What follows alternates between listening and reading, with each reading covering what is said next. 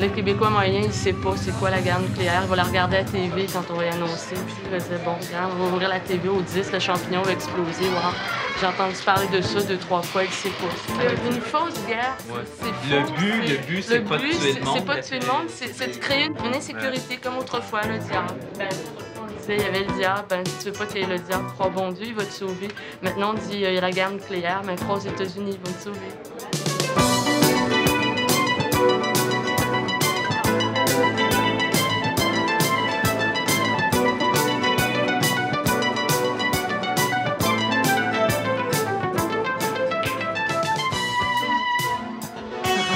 Pourquoi l'homme voudrait se détruire la main? C'est parce qu'il s'aime pas. Il n'aime pas la vie.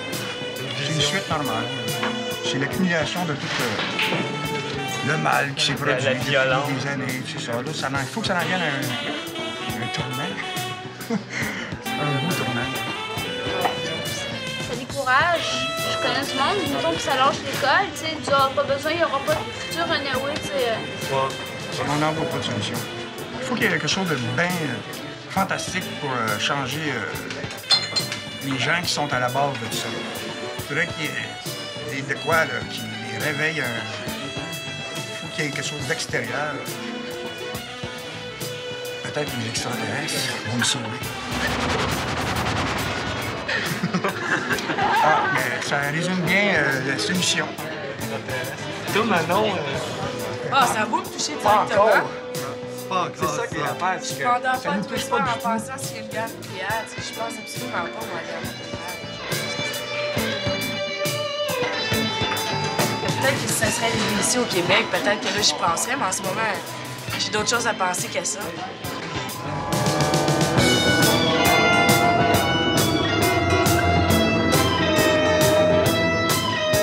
Bonjour. Comment ça se passe? Ah, ben là, vous venez justement de vous introduire dans un lieu extrêmement intéressant. C'est un abri nucléaire.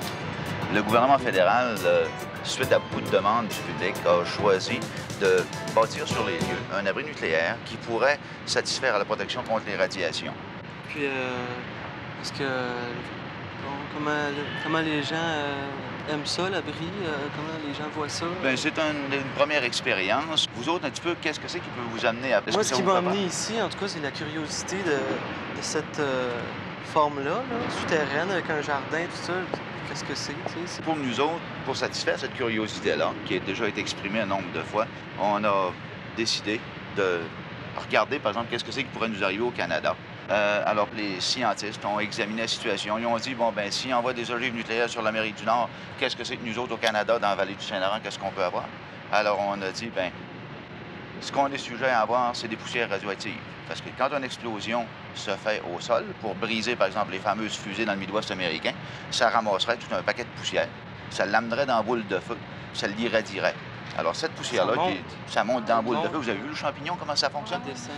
Alors, ça redescend combien de temps? Ça va tomber. Ben, les grains les plus lourds vont retomber tout de suite, ou tout près. Ouais. Puis les grains les plus légers vont être transportés par le vent. Puis on va probablement en retrouver dans notre vallée du Saint-Laurent. Un petit peu de la même manière que les puits acides. Hein?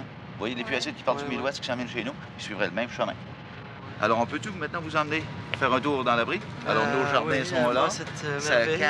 Ça cache l'abri lui-même. Comme une armure. C'est un petit peu dans le genre, là, oui. Ça tombe ici, là. Sais-tu quoi faire, ça? Non. Vous avez ici un compteur qui va vous donner de la radioactivité à l'extérieur. Alors, à ce moment-là, il y a un câble qui va à l'extérieur, qui vous donne la radioactivité à l'extérieur. Même après un certain temps, à ce moment-là, il faut recycler l'air. Alors, on a un outil ici au mur qui permet, même en cas de panne électrique, d'amener l'air de l'extérieur. À ce moment-là, il y a une cache à l'extérieur, un filtre au sable. Elle peut être activée à la main si on n'a plus d'électricité. C'est facile à tourner? Oui. Un coup que c'est parti, ça se tourne avec un doigt, tout. Mais c'est pas besoin. Faut-tu tourner longtemps? Une Non. journée? Oh non. Ça peut peut-être mais représenter... c'est- Ça peut peut-être représenter, disons, avec 25-30 personnes, un 10-15 minutes à l'heure, durant la journée. Durant la nuit, tu peux aller à 10-15 minutes aux 2 heures ou 3 heures, dépendamment du besoin. L'air est filtré. L'air est filtré à ce moment-là. Tu as ton air, tu as ton épée. Les autres choses qui sont importantes, c'est l'eau. Alors, l'eau, ça prend 1 litre d'eau par jour par personne. Pour 14 jours, Qu'est-ce que je veux dire, 14 jours? c'est la période la plus critique. Après 14 jours, tu peux facilement sortir, tu vas aller travailler, tu vas revenir. Le soir, tu vas coucher encore dans ton On va épée. se travailler. Je crois que c'est possible de Ma pouvoir, job va-tu être encore une... je crois que c'est encore possible de pouvoir recontinuer à vivre Après comme si 14 rien jours, on n'était. peut sortir, puis le danger est quasiment... Définitivement, peut-être même à l'intérieur du 14 jours. Si vous sortez juste une dizaine de minutes, vous allez même aller dans votre jardin, vous allez prendre vos carottes, vos patates, vos radis, vos navets, puis vous allez les manger. Ils ne seront même pas cuits. Non. Ils ne seront pas radioactifs. Vous allez prendre une pomme dans l'arbre, une tomate dans le jardin, vous allez enlever la poussière, vous allez la laver comme il faut, puis ça ne restera pas. Fait que la poussière est radioactive. On pourrait pas faire aussi que les carottes soient radioactives. Non. Non, parce que la carotte n'a pas été amenée dans l'ogive nucléaire. OK? La poussière radioactive vient du fait qu'une explosion a eu lieu près du sol. Alors, tout un paquet de débris du sol a été amené dans la boule de feu, qui, elle, est extrêmement intense. Les produits de fission nucléaire sont très intenses là-dedans. Alors, ces produits de fission se déposent sur la poussière ou sur les débris, puis les irradient directement. Alors, cette poussière-là, elle, porte de la radioactivité sur elle. Alors, c'est cette poussière-là qui peut se déposer, puis qui produit des rayonnements gamma, qui est dangereux pour nous autres. Mais la radioactivité qui se produit en dehors de la boule de feu est pas assez forte pour produire des... Non. Effectivement, la seule propriété de ce rayonnement gamma-là, c'est de tuer des cellules vivantes, ce qui nous affecte, nous autres. Pour être franc, là, on est sorti en disant « oui, très bien », parce que l'information qu'il nous présente nous paraît logique. Mais il y a quand même... On voit mal comment on pourrait sortir d'un abri après 15 jours, tu sais. Mais c'est ça, j'aimerais ça savoir si c'est vrai, justement, qu'on peut sortir d'un abri après 15 jours, que les radiations sont tombées, puis qu'est-ce qui se produit, pourquoi on pourrait sortir, si on peut sortir. La poussière radioactive, c'est ça, aussi, le danger de cette poussière. Qu'est-ce qui se produit, là, vraiment, là, ça saute. Ce qui est certain, c'est que si la guerre se développait d'une façon assez globale, et ça c'est une chose probable, eh bien les 14 jours en question, vous pouvez les oublier tout de suite. On parle de 5 ou 6 mois d'obscurité, tout le ciel serait couvert de poussière. Ces poussières viennent du fait que les bombes produisent ce qu'on appelle des incendies. L'atmosphère flambe lui-même et tout brûle. Les villes brûlent complètement et ces feux projettent dans l'espace des monceaux, des montagnes de suie. Cette suie monterait très haut dans l'atmosphère et resterait dans l'atmosphère pendant plusieurs mois. Voilà une hypothèse assez vraisemblable. Cette suie aurait pour effet de réfléchir la lumière du soleil qui ne se rendrait pas au sol. Et le sol, la température baisserait, et on parle de moins 20, moins 30, moins 40 pendant plusieurs mois. C'est ça qu'on appelle l'hiver nucléaire. Moins 20, moins 30, moins On 40. peut envisager que ça puisse descendre jusqu'à moins 40, avec une obscurité donc pendant plusieurs mois, avec une perte complète des systèmes immunologiques et la désorganisation totale des systèmes de nourriture, de transport, de communication. Essayez de faire vivre au Québec ici 6 millions de personnes avec les fraises des bois Mais il y aurait et moins les de orignaux, monde. vous allez voir. Si vous permettez, revenons-en à l'hiver nucléaire. C'est Oui, justement OK. par rapport à ça, vous avez dit que ça déplacerait une couche, puis que Ça- Il y aurait une couche de poussière dans la haute atmosphère. OK. C'est une théorie, hein? Oui. Remarquez, ce n'est La pas des faits température encore. baisserait d'à peu près 10 degrés En moyenne, annuellement. c'est ça. Bon, cette couche-là, elle va cacher les rayons du soleil. Oui, Donc, la Terre va être privée de soleil. c'est ça. Donc, les plantes ne pourront pas pousser s'ils n'ont pas de soleil. On va être privé partiellement OK? Partiellement. Alors, il y a un certain montant de rayonnement ultraviolet qui va parvenir à travers quand même. OK? Ça sera pas, il ne fera pas noir comme il ferait sur Vénus, par exemple. Ça veut dire pas de fruits, pas de légumes, pas rien pendant une année. On n'a pas durant l'hiver du meilleur du Nord. Oui, mais là, c'est un an. Ils se renouvellent l'été, puis là, c'est partout en plus. Il n'y a pas de Californie pour les amener, les oranges. Pourquoi pas?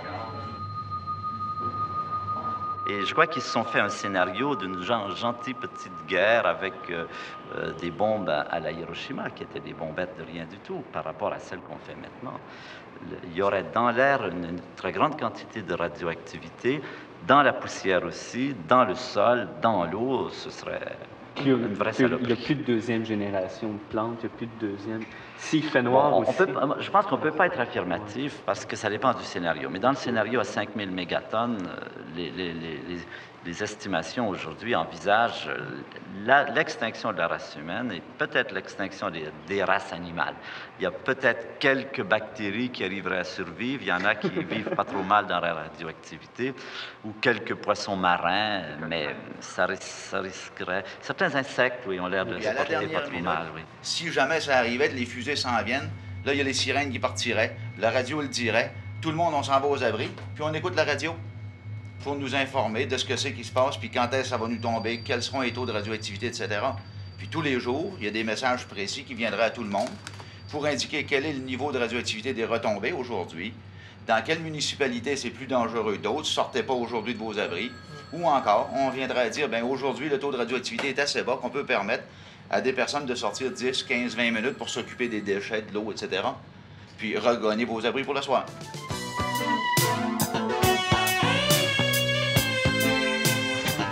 Comment tu te sens, toi, là? Demain, tu peux sauter. Comment tu te sens? Le plus proche possible. Le plus proche possible de la bombe. Ouais? C'est là qu'on est mieux, je pense. Il fait chaud. Ça va plus vite. Les personnes qui ont été contaminées par la poussière radioactive, on ne peut pas l'amener dans l'abri s'il est radioactif.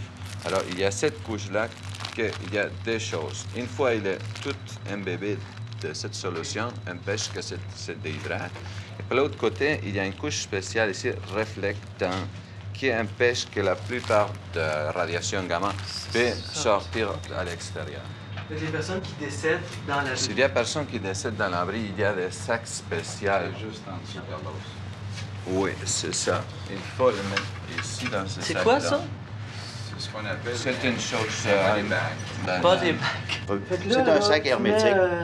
Mets le cadavre dedans. C'est-tu réutilisable? Oui. Qu'est-ce que tu veux faire? Ah oui. Qu'est-ce que tu voudrais faire d'autre? Quand tu prends ton auto chaque jour, hein, tu ne mets pas ton ceinture, tu fais la même chose que si tu n'as pas un abri, par exemple. C'est un risque que tu fais, là. On ne peut pas dire on va se battre contre eux autres parce que de toute façon, il ne semble pas y avoir de problème. Bien sûr, bien sûr. Ça fait aussi partie de cette opération tranquillisation soporifique. On va endormir les gens, on va leur raconter des petites chansons, on va leur raconter que dans 15 jours, ils sortiront, ils mangeront leurs tomates en église. Ils retourneront travailler, même. Ils retourneront travailler, ils vont retrouver une structure sociale. La vie changera pas. Absolument. Même, justement, parlant de travail, là, une bombe qui tombe aux Indes, là. Tu vas aller travailler demain? T'sais? Une bombe, là, la moitié du monde explose. Toi, ici, tu n'exploses pas. Moi, je vais aller travailler demain matin, tu sais.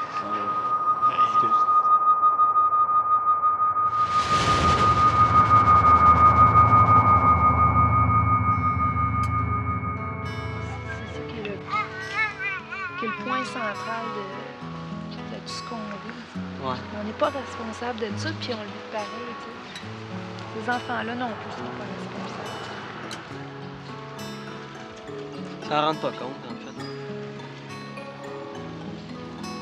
C'est ça, je te disais tantôt, je suis pas sûre que ça en rend pas compte. Il y a quelque part là, où est-ce que certains... Ils le sentent, hein?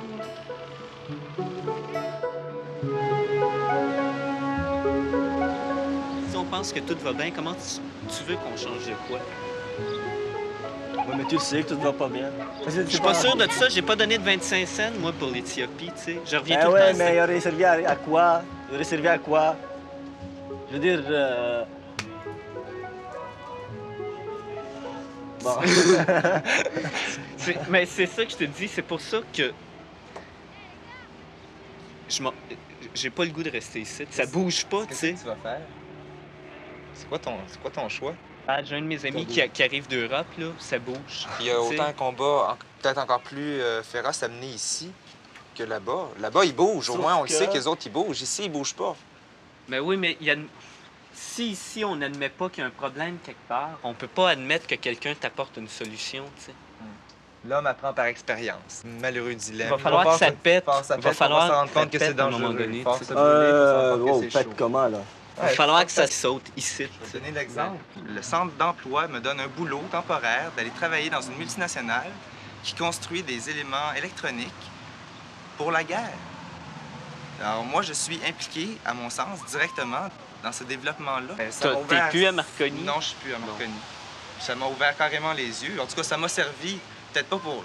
Il y en a plein de jeunes là-bas. C'était mes chums qui étaient... C'est du monde que je connaissais, avec qui j'ai fraternisé. Ils sont encore là, puis à mon avis, il y en a certains qui s'ouvrent pas les yeux face à ça. Ils doivent le voir, il me semble. Ils se sentent pas reliés à ça. En tout. Moi-même, au départ, OK, j'avais pas fait le lien avec l'armement. C'est la même chose, faut que tu vives à un moment donné. Tu te nourrisses, tu sais. Moi, là, je suis... Mon pot de beurre de pinot achève, puis il me reste plus de pain, tu sais.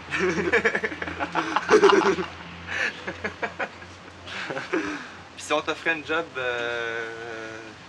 Si on t'offrait un job, écoute, man, tu vas faire 10 piastres de l'heure à faire des photocopies dans une entreprise qui fait de l'armement. Tu y vas-tu? Je la ferais. Je pense que je la ferais. Si j'accepterais le poste, s'il vous plaît. La question est de répondre dans le sens que ça dépend sur le moment c'est quoi les besoins que tu as. Je sais pas si là. Ça dépend aussi des valeurs que tu as dans le sens. Si demain ça te prend un char, ben, tu vas prendre la job. Hein? Puis toi, qu'est-ce que tu fais? Je pense que je me sentirais mal avec moi. Oui, je la ferais. De toute façon, je paierais des taxes.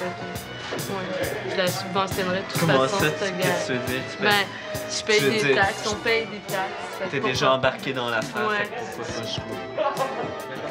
Comment il fait, le jeune, d'abord, si les jobs qu'on lui trouve, c'est de travailler là? Je veux dire, moi, il faudrait que je me dise, je vais m'en aller chômeur pour pas participer à ça. Je vais faire partie encore des statistiques. C'est ça, quand je t'ai rencontré, je pensais que tu avais décidé de profiter du fait que tu étais là pour les miner comme par en dessous, tu sais. Je pensais pas qu'il y avait de dilemme. Mais là, tu sais, c'est un choix que tu fais parce que... Comme s'il avait la conscience tranquille. Ben oui, parce que je disais, je me sers d'eux autres. Pour m'enrichir. Pour m'enrichir. Puis comme... je les fourre par en dessous. C'est ça, ouais, tu sais. Moi, je trouve ça complètement illogique. C'est complètement... Ils ont le pouvoir, la balance penche bien plus de leur côté que du mien. Non, puis regarde, juste dernièrement, je me suis rendu compte, le système de lancement de missiles sur un hélicoptère, de guidage, OK, que j'ai participé à fabriquer le dossier de tout ça en faisant des malheureuses photocopies. Ça, là, ça servait à aller faire la guerre au Liban. Dans ton pays, pour faire la guerre contre les tiens. Tu sais, c'est gros, là. C'est bien gros. Moi, ce que je trouvais élevé là-dedans, c'est que c'est toi que, à un moment donné, tu te rends compte, ça fait depuis combien de temps que tu travailles là-dedans, puis à un moment donné, ça tombe entre les mains, puis ça sert à aller tuer du monde là-bas. J'avais même pas réalisé ça dans le temps que j'étais là. Tu voyais, tu lisais ça, là, tu pensais que c'était comme un comment ça marche ou... tu sais, l'encyclopédie là, qui explique tout. Oh non, les dossiers que j'avais à photocopier, c'était arrangé pour que je puisse rien suivre, que personne ne puisse rien suivre jusqu'à temps que ça se rende au bureau chef. C'est très secret. Tu as signé un papier, en rentrant chez Marconi, tu as signé un papier comme quoi que l'information que tu as apprise, que tu détiens, est absolument appartient à Marconi Canada. Ton cerveau appartient à Marconi. C'est simple. Je pense que pour conscientiser tout le monde, là, ça prend un événement assez fort, assez puissant. Je sais pas quoi, une guerre peut-être, je sais pas, mais... Ouais, tu l'as connu, la guerre? Tu l'as connu, la guerre? Ben c'est ça, peut-être que c'est parce que j'étais enfant que j'ai pas... j'avais 10 ans à ce moment-là. Que j'ai pas eu de traumatisme par rapport à la guerre. Sauf que par contre, quand j'ai vu le film The Day After, c'est comme... ça m'a remonté à la face, là. C'est comme j'ai vu... Ça a fait un lien avec ce que j'avais vécu au Liban. Mais c'est ça, je ne l'ai pas oublié parce qu'on a gardé contact. Puis un bout de temps, j'ai été impliqué dans un groupe qui militait pour le Liban. Mais à un moment donné, j'ai commencé à voir le Liban comme un tas de merde parmi tant d'autres. Puis, oh, puis je veux dire, ce qui se passe au Liban, c'est pas pire que ce qui se passe en Iran, c'est pas pire que ce qui se passe... ce qui se passe de notre côté de la bataille n'est pas pire que ce qui se passe de l'autre côté de la bataille. Ça veut dire que les ennemis, ils vivent chacun la même maudite merde de chaque bord. Puis dernièrement aussi, on a appris que le village où moi j'habitais a été complètement dévasté. Puis des gens qu'on connaissait, des gens de la famille de mon père, des cousins à mon père, des gens que j'avais côtoyés, disons, qu'ils sont tous morts. Puis c'est pas des morts faciles, c'est des morts style à coups de hache, puis des affaires dégueulasses. Souvent, les soldats, ils apportaient comme une oreille. Ils apportaient une oreille avec eux autres pour... C'est élevé, puis c'était aussi élevé pour le soldat qui le ramenait que pour celui qui se l'est fait arracher. Parce que ta violence, tu la sortais, hein, tu la vivais. Moi, je l'ai pas vécu parce que... Trop jeune. Trop jeune. Mon cousin, il l'a vécu. T'avais 11 ans? Oui. Okay. Mon cousin, il avait 14 ans quand il est mort. Il y a un poème de Prévert qui dit ceux qui donnent des canons aux enfants, ceux qui donnent des enfants aux canons. Ouais. Il n'a pas connu l'arme atomique, ton Prévert. Bon.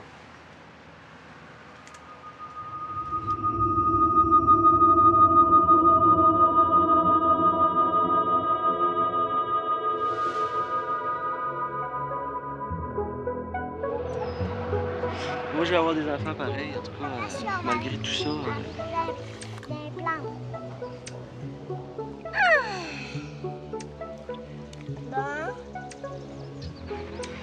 En étudiant les astres et l'évolution de la vie comme ça, qu'est-ce que ça te fait à toi de voir comme ça qu'on s'en va ça met en peu, évidence cette espèce on est toujours d'absurdité sur une espèce de de la réalité. C'est que tout d'un coup, on s'aperçoit que les choses se construisent d'une part et que l'être le plus évolué est potentiellement capable de tout démolir. Comment on pourrait conscientiser les jeunes enfants là, qui grandissent à la situation présente? Oui, moi je pense que les mettre au courant, leur dire exactement ce qui se passe, pas leur raconter des histoires qu'après une guerre, il suffit d'entrer dans un abri atomique et d'en sortir 15 jours après, puis d'aller passer ses vacances au club méditerranéen.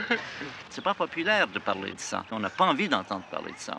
Les gens aiment mieux qu'on leur parle du football et de la victoire de telle chose ou telle chose que de ça. Ils n'ont pas envie qu'on leur parle de ça. Et cela fait l'affaire des gens qui, au contraire, ont intérêt à ce que ça se poursuive. Parce que ce qu'ils craignent, c'est la réaction publique. C'est la réaction démocratique des gens. Et le moins on en parle, le mieux c'est, parce qu'ils font leur petite histoire en arrière et ils ne s'en occupent pas. Pensez-vous que l'opinion publique a un si gros pouvoir que ça?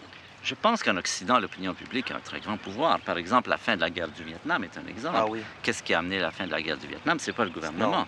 Ce sont les jeunes gens, ce sont les jeunes marcheurs de la paix, ce sont tous les gens qui ont dit on en a marre, c'est une saleté, c'est une sale guerre, on veut sortir de là. Il y a des exemples qui montrent que l'opinion publique en Occident, en tout cas, est très puissante. Les gouvernements ne s'en fichent pas.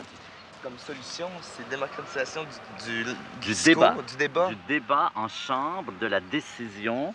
Parce qu'après tout, il y a tous les ans des débats qui sont faits autour du fait de dépenser tant. Par exemple, est-ce qu'on fait une bombe? Est-ce qu'on fait des silos? Est-ce que tout ça? Mais ça, en principe, ça doit passer en chambre, comme toutes les décisions dans tous les pays démocratiques, en tout cas. Et c'est discuté par les assemblées. Alors, par une espèce d'entente tacite, depuis le début de la guerre, la fin de la guerre, ces choses-là sont toujours court-circuitées. Il y a un très beau livre qui s'appelle « Les barons de l'atome », d'ailleurs, que je vous recommande sur ce sujet.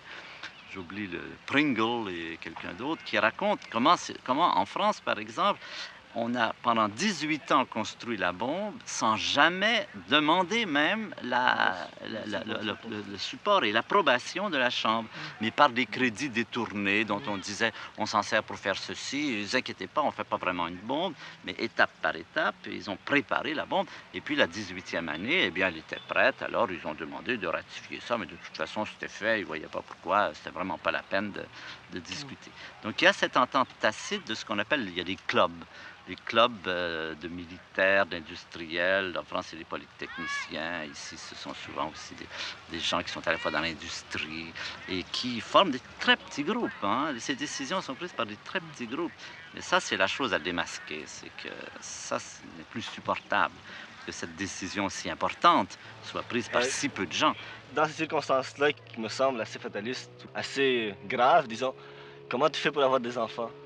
Comment tu fais pour faire de la planche à voile les fins de semaine, je sais pas comment. Puis d'avoir le plaisir du moment. Parce que moi, je crois que... faire de la voile.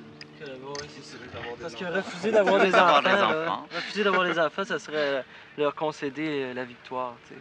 Leur donner victoire avec leur nucléaire, eux autres. Oui, ils gagneraient sur ma vie. Un enfant au monde que tu sais qu'il va aller vivre avec un conflit qui est pas facile, je sais pas. C'est plus toi, là.